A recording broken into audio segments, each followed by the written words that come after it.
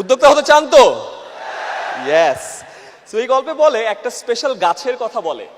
এই গাছটার নাম হলো চাইনিজ ব্যাম্বু ট্রি। চায়নাতে এক ধরনের বাঁশের গাছ হয়। সেই বাঁশ গাছে যখন আপনি বীজ বপন করবেন, একদিন দুই দিন পানি দিবেন, গাছটা বড় হয় না। 1 মাস 2 মাস পানি দিবেন, গাছটা বড় হয় না। সার দেন, যত্ন করেন, কোনোভাবেই গাছটা বড় হয় না। 1 বছর বীজ থেকে চারা গাছ অঙ্কুরিত হয় না। 2 বছর, 3 বছর, 4 বছর পর ফাইনালি ওই বীজ থেকে অঙ্কুরিত হয়ে চারা গাছটা মাটির উপরে ওঠে এবং এরপরে মাত্র 4 সপ্তাহে চারা গাছটা 90 ফুট লম্বা বাঁশের গাছ হয়। কয় ফুট? 90 ফুট। এই গল্পটার সাথে আপনাদের সবার লাইফের মিল আছে। আপনারা এখন অনেক কষ্ট করছেন, অনেক কষ্ট করে ঢাকায় আসছেন, অনেকের সাথে পরিচিত হওয়ার চেষ্টা করছেন, নেটওয়ার্কিং করছেন, কল দিচ্ছেন, হয়তোবা পাত্তা পাচ্ছেন না, অনেক জায়গায় যাচ্ছেন, কাস্টমার কিনছে না। মনে রাখেন, আপনারও বীজটা একটু অঙ্কুরিত হতে টাইম লাগছে। ওই যে 4 বছর একবার করে একবার যখন ওখান থেকে বের হবেন, 4 সপ্তাহে 90 ফুট এই স্টেডিয়াম পার হয়ে যাবেন। ঠিক এখানে একটা মজার বিষয় আছে। তখন ওই চারা গাছটা দেখে বাকি মানুষ কিন্তু বলে যে আরে মাত্র 4 সপ্তাহে চারা গাছটা 90 ফিট লম্বা হয়েছে। আসলে কি 4 সপ্তাহে 90 ফিট লম্বা হয়েছিল?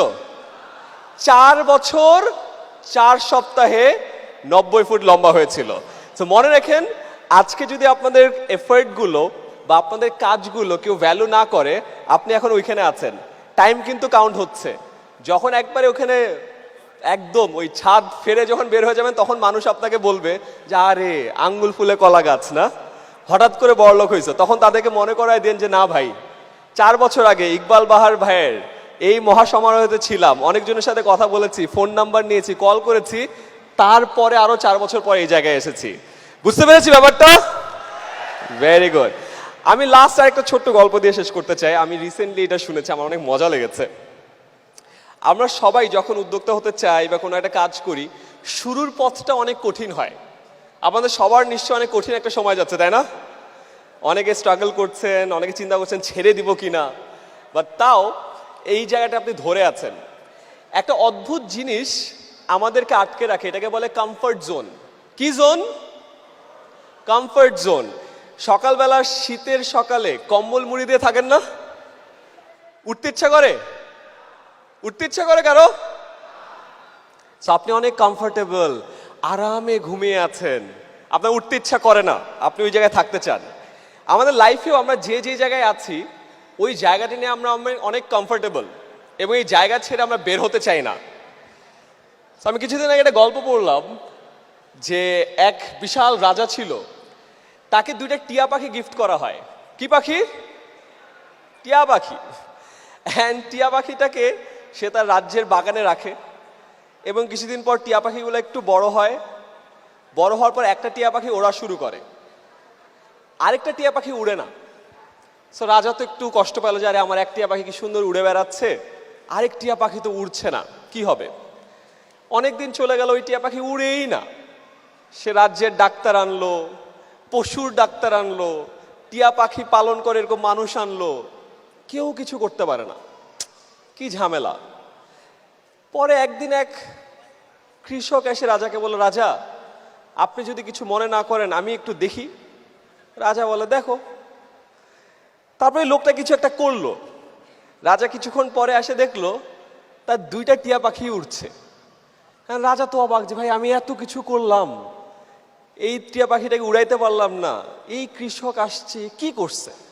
তো কৃষককে ডেকে পাঠায়, যাই তুমি করছোটা কি?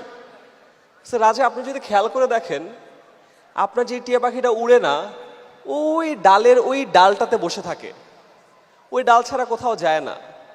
আমি গাছে উঠে ওই ডালটাকে কেটে ফেলছি, অ্যান্ড ডালটাকে কেটে ফেলার পরে ওই টিয়া পাখিও ওড়া শুরু করছে। মোরাল অফ দ্য স্টোরি কি বুঝছেন? আমরা আমাদের সবাই কম্বলের ভিতর ঢুকে আছি। একবার যখন ওই কম্বল থেকে বের হই, কমফর্ট জোন থেকে বের হই, তারপর আমার ওরা কেউ থামাতে পারে না।